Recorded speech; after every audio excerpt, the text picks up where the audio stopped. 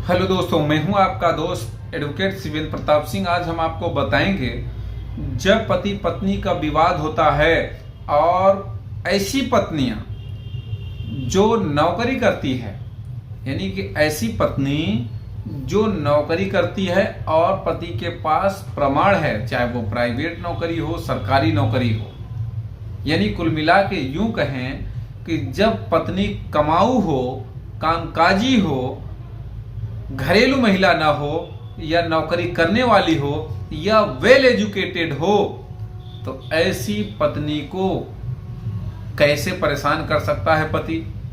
कैसे उसी के द्वारा किए गए केसों में पत्नी को उलझा सकता है, हैरान कर सकता है, या यूं कहें कैसे मजबूर कर सकता है कि वो केस को विड्रॉ कर ले। आज इसके बारे में हम आपको डिटेल से बात करेंगे, समझाएंगे। देखिए, जब भी कभी पति पत्नी का विवाद होता है तो ऐसी स्थिति में पत्नी अपने आप को घरेलू महिला बताती है, या यूं कहें अपने पिता के द्वारा खर्चे पर डिपेंड करती है, अपने आप को बताती है, या मायके में रह के किसी तरह से जीवन यापन यानी अपने आप को बहुत गरीब महसूस कराती है कोर्ट केस में।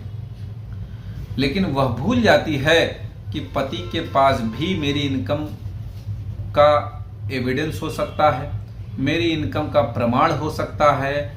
अगर आपके पास भी आपकी पत्नी के कमाने का एविडेंस है तो उसको किस केस में कितना परेशान करते हैं, सबसे पहले आपको बताते हैं 125 सीआरपीसी के केस में, या वर्तमान समय में धारा 144 BNSS के मामले में। देखिए, चाहे पत्नी नौकरी करती हो या ना करती हो, मैक्सिमम केसों में अगर वो नौकरी सरकारी है और बताती है तो भी वो पेमेंट गलत बताएगी, इसमें कोई दो राय नहीं। गारंटी के साथ पेमेंट गलत बताएगी, आप देख लो। इनकम को छिपा लेती है, पहली बात तो इसके लिए। या यूं कहें अगर प्राइवेट करती है तो कभी अपना जॉब बताती ही नहीं है, जबकि वो जॉब कर रही होती है।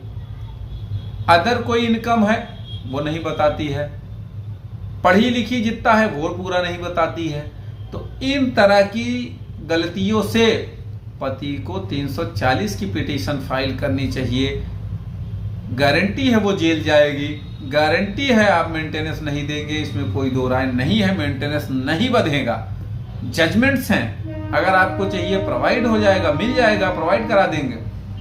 अब बात कर लेंगे अगर इसी तरह का मामला है और आपके पास एविडेंस भी है, तो ऐसी स्थिति में ऐसी पत्नी के खिलाफ अगर आप उससे कम कमाते हैं, वो सरकारी नौकरी में है, तो आप खुद अपनी पत्नी पर मेंटेनेंस का केस कर सकते हैं। अगर वो आपसे बार बार तलाक की डिमांड करती है तो आप उसके ऊपर मेंटेनेंस का केस कर दें, बिल्कुल तलाक ना लें। अपने आप वो परेशान हो जाएगी, हैरान हो जाएगी, टेंशन में आ जाएगी। जब उसके ऊपर तलवार लटकना शुरू हो जाएगी, देखिए फिर स्वयं केस करने वाली औरत खुद परेशान हो जाएगी, क्योंकि आपके पास एविडेंस है, आपके पास प्रमाण है हर एक घटना का, दिन तारीख का। आजकल तो ऐसे ऐसे पतियों के पास केस हैं कि जिनके पास एक एक बात का, यानी कि एक एक पैरा में लिखी बात को झूठ साबित करने का एविडेंस है, पेपर है कि ये पेपर लीजिए ये बात झूठ साबित करने की, ये पेपर लीजिए इस बात को गलत करने के लिए। तो ऐसे लोग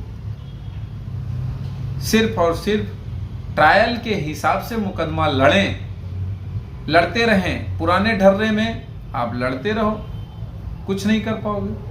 इसी तरह से डीवी के केस में करें, डोमेस्टिक वायलेंस के केस में। कभी कोई घरेलू हिंसा किसी महिला के साथ नहीं होती है 99% मामलों में, लेकिन दुनिया भर की प्रताड़ना लिखाया जाता है, उसका कोई एविडेंस नहीं होता है किसी भी औरत के पास।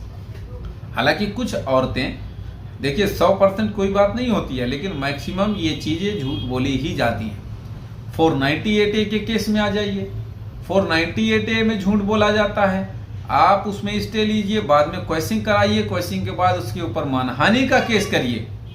पता नहीं कितने औरतों के पास इनकम एफिडेविट होता है, इनकम टैक्स भी जमा करती हैं, इस चीज को छिपा के रखती हैं। तो ये सब चीजें जब गलत जानकारी कोर्ट को दी गई तो आप शिकंजा कसने का काम करिए।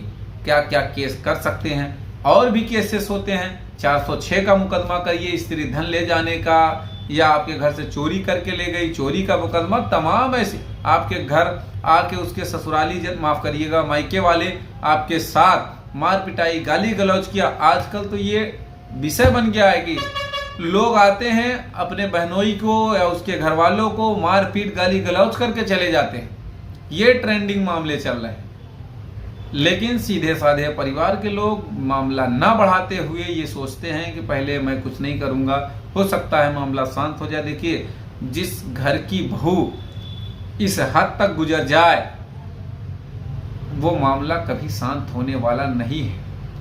100 में एक आध मामलों में समझौता हमने देखा है, नहीं तो समझौता तो होता ही नहीं है। अगर कुछ और पूछना है, कुछ और बातचीत करना है तो स्क्रीन पर चल रहे नंबर पर फोन करके अपने मामले को डिस्कस कर सकते हैं। अगर वीडियो पसंद आए तो वीडियो को लाइक करें, शेयर करें। YouTube channel Shivendra high court को जरूर सब्सक्राइब करें।